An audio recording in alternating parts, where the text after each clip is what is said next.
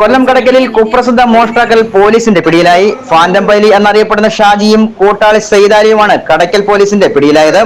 കൊച്ചാറ്റുപുറത്ത് കൃഷ്ണാസിലാണ് മോഷണം നടന്നത്. വീടിന്റെ ഡോർ പൊളിച്ച് മോഷണം നടത്തുന്നതിനിടയിൽ ശബ്ദം കേട്ട് അയൽവാസി നോക്കുമ്പോഴാണ് മോഷ്ടാക്കളെ കാണുന്നത്. തുടർന്ന് പോലീസിൽ വിവരമറിയിച്ചു. പോലീസ് എത്തുമ്പോഴേക്കും പ്രതികൾ ഓടി രക്ഷപ്പെടാൻ ശ്രമിച്ചു. തുടർന്ന് നാട്ടുകാരും പോലീസും ചേർന്ന് ഓടിച്ചിട്ടാണ് പ്രതികളെ പിടികൂടിയത്. മതിൽ ചാടുന്നതിനിടയിൽ താഴെ വീണ് ഫാൻറ്റം പൈലി എന്ന ഷാജിയുടെ കൈക്ക് പരിക്കേറ്റിട്ടുണ്ട്. ബൈക്കിലെത്തിയ സംഘം വീടിന്റെ മുൻവശത്തെ വാതിൽ പൊളിച്ചാണ് വീടിനകത്തേക്ക് കയറിയത്. 23,000 രൂപയും ആഭരണങ്ങളും വീട്ടുസാധനങ്ങളും ഉൾപ്പെടെയാണ് സംഘം കവർന്നത്. ചേട്ടാ ഇവിടെ എവിടെയെങ്കിലും ആട്ടോ കിട്ടുമെന്ന് ചോദിച്ചു. അപ്പൊ പറഞ്ഞു ആട്ടോ ഉണ്ടടാനിയാ, അവിടെ താഴെ ഒരു വീട്ടിൽ ആട്ടോ ഉണ്ട്, വാവെന്ന് പറഞ്ഞു വിളിച്ചോണ്ട് വന്നിട്ട് പിന്നീട് കൊണ്ടുവന്ന് പോലീസിന്റെ ഒപ്പം കൊണ്ടുവന്നാക്കി. അപ്പൊ ഒരുത്തനെ അടിച്ചിനെ പിടിച്ച് മറ്റും അടിച്ചാടി. പുള്ളിക്ക് എങ്ങനെ സംശയം തോന്നി? എങ്ങനെ ഒരു മോഷ്ടാവാണെന്ന് തോന്നി?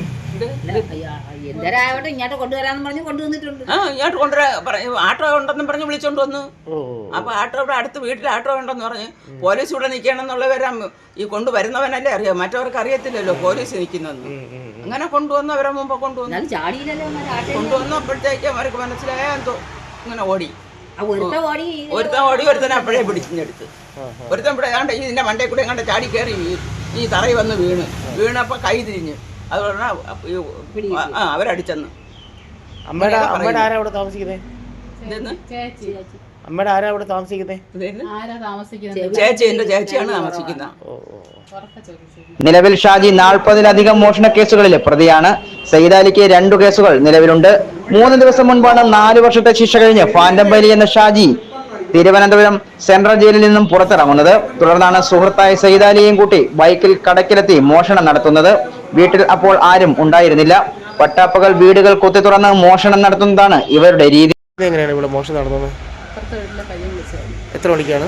2 മണിക്കാണ്.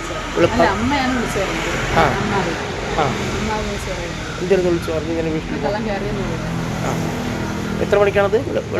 വെളുപ്പാങ്കാലത്ത്. അവരെങ്ങനെ അറിയുന്നത് ഇങ്ങനെ ഇവിടെ മോഷണം നടന്നതായിട്ട്? അവരുടെ CCTV കാണാൻ ചെയ്തത്. അങ്ങനെ അവർ രാത്രി 2:30 മണിക്ക് നോക്കിയോ? പുറത്തിറങ്ങിയപ്പോൾ നോക്കിയത് അങ്ങനെ കണ്ടത്. നോക്കിയപ്പോൾ ആൾക്കാരിൽ പോകുന്ന കണ്ടോ? 2 വീലർ കൊണ്ടുവച്ചിട്ട് ഇങ്ങോട്ട് വരുന്നത് ഇതുവരെ വന്നത് കണ്ടു. ഒരു ക്യാമറ വെച്ചിട്ടുണ്ട്. ഓ, അങ്ങനെ ആളിവിടെ കയറിയായിട്ട് സംശയം തോന്നി. അങ്ങനെ അവർ പോലീസിനെ അറിയിച്ചോ? അപ്പോൾ പോലീസ് ഇവിടെ വന്നു. പോലീസ് വന്നു. അപ്പം നിങ്ങൾ അപ്പോഴേ പോലീസ് വിളിക്കുകയാണ് ചെയ്തല്ലേ? നിങ്ങൾ അല്ല ഇവർ തന്നെ വിളിക്കണേ? പയ്യനെ വിളിച്ചത്.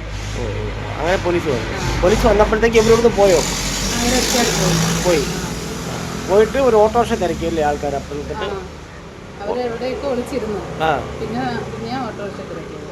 തിരക്കിയിട്ടപ്പോൾ ഓട്ടോറിക്ഷ കിട്ടിയിട്ട് ആ ഓട്ടോക്കാർ ഇവിടെ കൊണ്ട് പോലീസ് അടുത്തുണ്ടാക്കിയോ?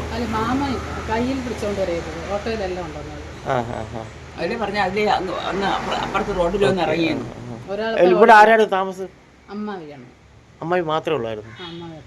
ഇന്നലെ ഇല്ലായിരുന്നു. അമ്മയ്ക്ക് സുഖമില്ലാത്തതുകൊണ്ട് ഹസ്ബൻഡിന്റെ അനിയൻ വന്നിട്ടുണ്ടോ? സുഖമില്ലാത്തോണ്ട് അങ്ങ് ഹോസ്പിറ്റലിലോട്ട് കൊണ്ടുപോയത്.